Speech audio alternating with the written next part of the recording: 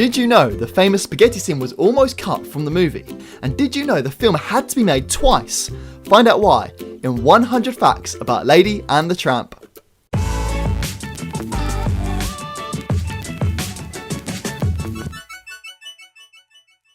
Lady and the Tramp is the 15th Disney animated feature. It was released in 1955, the studio's first officially self-penned story since Dumbo.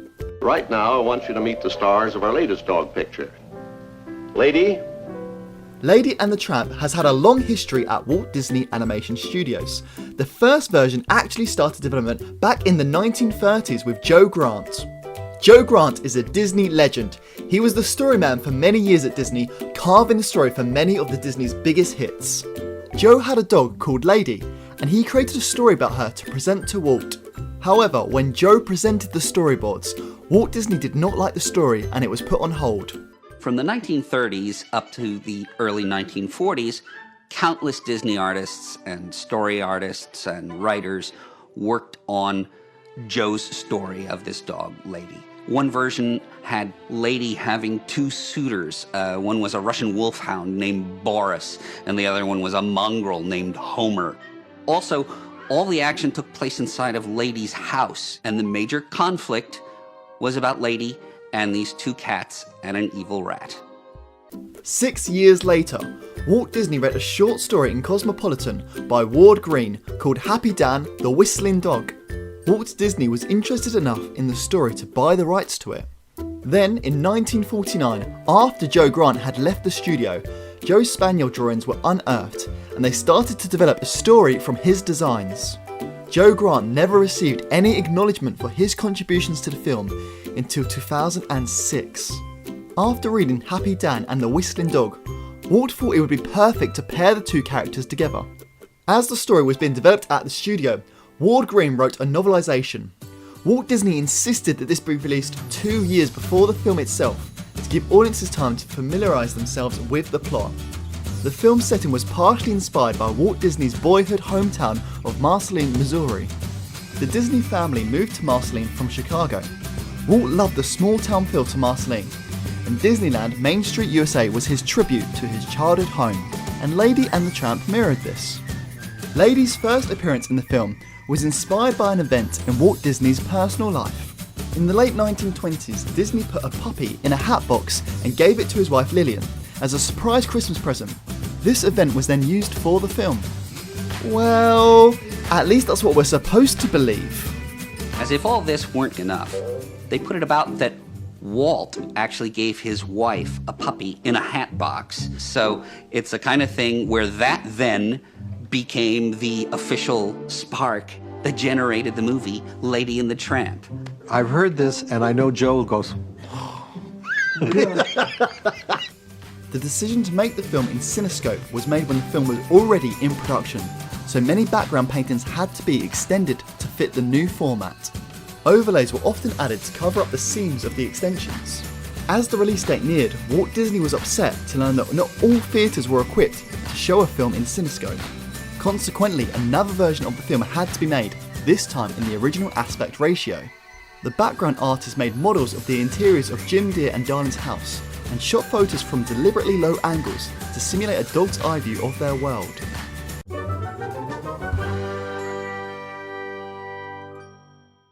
Now, we've had a lot of requests from people who want to know how we put our pictures together.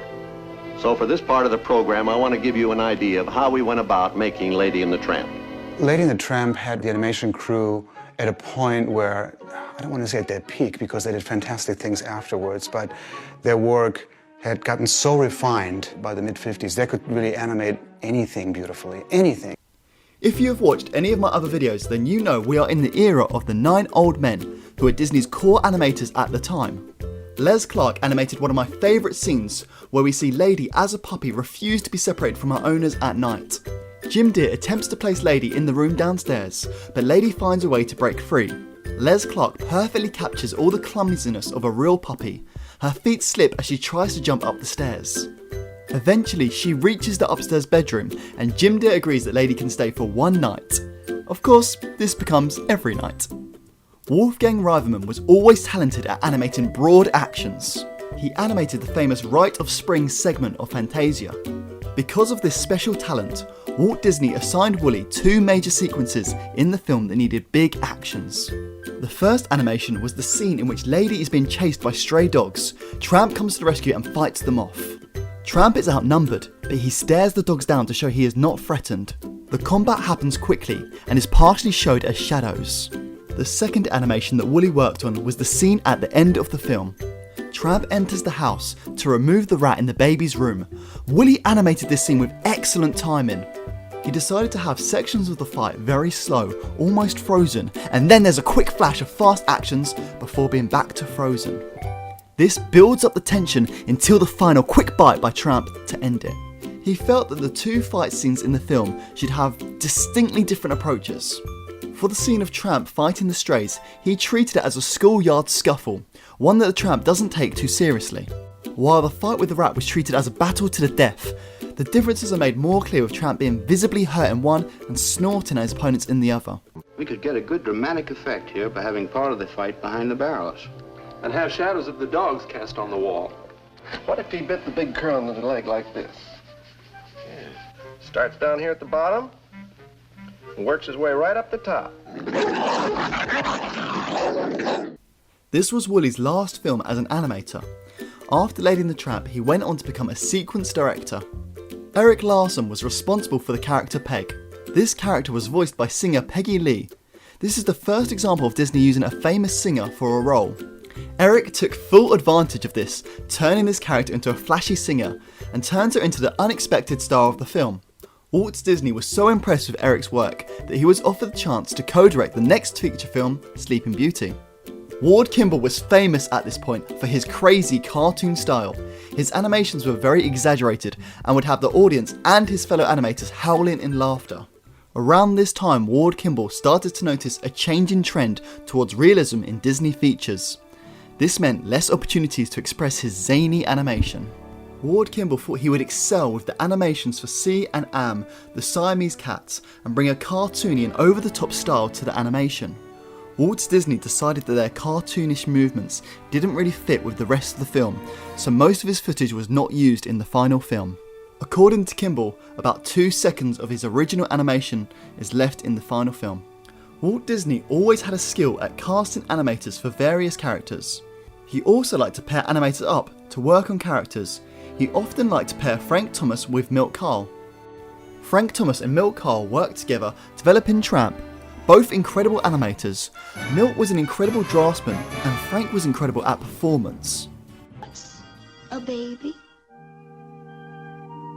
This is Frank Thomas, one of our key animators. He's making the drawings that will animate part of the dialogue scene we have just heard recorded. He's not just making faces in the mirror for fun. He's mouthing the words as he hears them. Then he sketches the position of his mouth so that the character he's drawing will appear to be saying the words.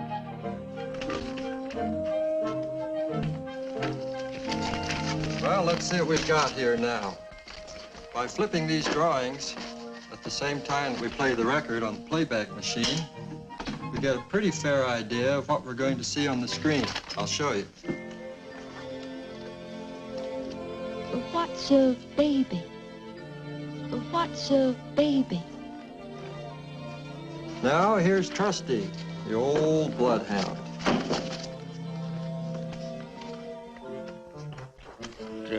They're mighty sweet. And here's Jock, the little Scotty. I'm very, very soft. Frank Thomas was a dog owner for much of his life, so he already had a good understanding of how dogs moved from observations. Frank animated the scene in which Tramp introduces himself to Lady, Jock and Trusty. Frank clearly shows the difference between the characters and gives the audiences a good insight into who the characters are. Lady doesn't judge Tramp right away, but Jock and Trusty do their best to get Tramp off the property. Let's look in on Milt Kahl, another of our key animators, who's been teaming up with Frank Thomas on Lady and the Tramp right from the start of the picture. Right now, Milt is drawing the Tramp, who of course is our hero. He's going to show you how he and Frank developed the character of the Tramp. Well, first we thought of the tramp with one black eye. Thought he'd be kind of cute. Sort of a tough little guy from across the tracks. But he didn't have a certain debonair quality that we thought the character should have. And here's a good-looking fellow, but he takes life too seriously. No sense of humor. And here we have the sense of humor, all right, but he's too big and clumsy. Lady wouldn't want to go out with him. He didn't have to be a slicker, though, but we wanted a real good four-pawed he-dog. Well, this is what we finally wound up with. Now, this is the first time we see the tramp in the picture. We pick him up down the railroad yards, sound asleep in a barrel. Then the train whistle wakes him up, and he yawns and stretches.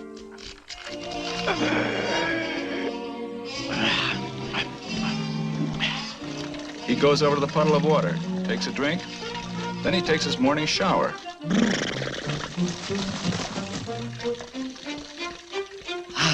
What a day. Well, now to dig up some breakfast. Well, now suppose we see how boy meets girl, or dog meets dog in our story. Milt Kahl animated the introductory scenes of Tramp. This is some of Milt's best work. We understand what Tramp is feeling just from looking at his actions. His yawn makes us feel tired. The drop of water in his head feels cold from his reactions. There are so many small details throughout that makes this animation incredible for animators to rewatch and understand everything going on.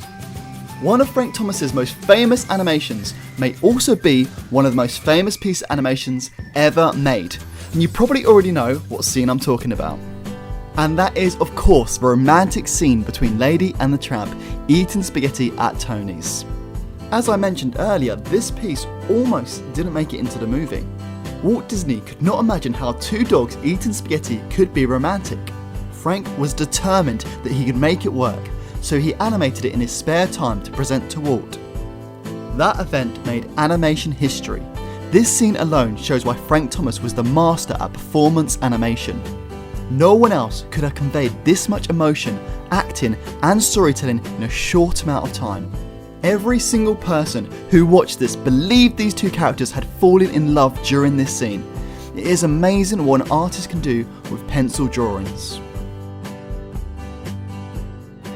One of the most puzzling assignments I had was for Lady and the Tramp, where the two dogs were supposed to fall in love while eating a plate of spaghetti and meatballs. Looks pretty good. I wasn't sure that it would work, but I had two dogs, so I figured, well, let's observe what they do. Take a chance. Are you ready, dogs? Now, I want you to be the part of Tramp, and you're to be Lady. You're to be very nice about it. There you go. There you go. Now, remember, you're to give the last meatball to her. Don't eat the meatball yet. That's good. Very good dog. There. You ate the meatball. Ollie Johnston was Frank's best friend. Ollie worked on scenes with most of the dogs. His favourite dog to work on turned out to be Trusty, the old bloodhound. Ollie put lots of warmth into his drawings, making us relate to the dog like he's an old grandfather. John Lansbury was cast as Tony and Joe, the two Italians that run Tony's restaurant. John chose to show Tony as a large figure with big, broad gestures, and Joe as the smaller in size chef.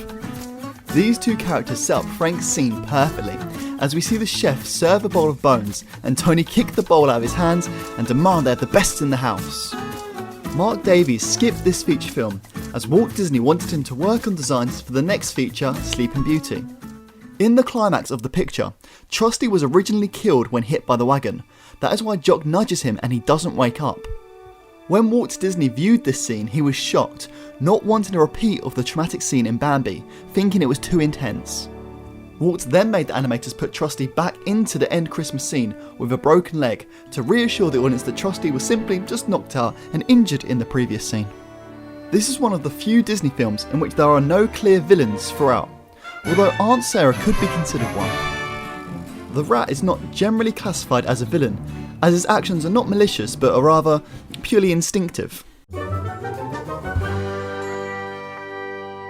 Lady and the Tramp has made $187 million at the box office. As mentioned earlier, originally Lady and the Tramp was planned to be filmed in a regular full-frame aspect ratio. However, due to the growing interest of widescreen film among moviegoers, Disney decided to animate the film in Cinescope, making Lady and the Tramp the first animated feature film in the process. This new innovation presented additional problems for the animators. The expansion of space created more realism, but gave fewer close-ups. It also made it difficult for a single character to dominate the screen, so that groups had to be spread out to keep the screen from appearing sparse. Longer takes became necessary, since constant jump cutting would seem too busy or annoying. Tell that to YouTubers. Layout artists essentially had to reinvent their technique. Animators had to remember that they had to move the characters across the background instead of before when the background passed behind them. More problems arose as the premiere date got closer, since not all theatres had the capability to show Cinescope at the time. Upon learning this, Walt issued 2 versions of the film, one in widescreen and another in Academy ratio. This involved gathering the layout artists to restructure the key scenes where characters were on the edge of the screen, making this one of the few films made twice. Saying that, it's not as impressive anymore because Justice League is being made twice. The film was also reissued to theatres in 1962, 1972, 1980 and 1986. Lady and the Tramp was first released on North American VHS and Laserdisc in 1987 as part of the Walt Disney Classics video series, and in the United Kingdom in 1990. At the end of its initial home video release, it was reported to have sold more than 3 million copies, becoming the best-selling VHS of the time.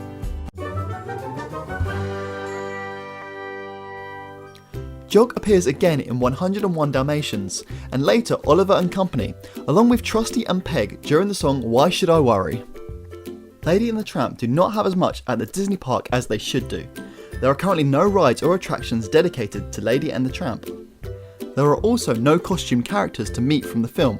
I mean, I kinda get it. It would be weird to see Lady and the Tramp standing up. But I mean, Pluto's a dog, and his costume character stands up.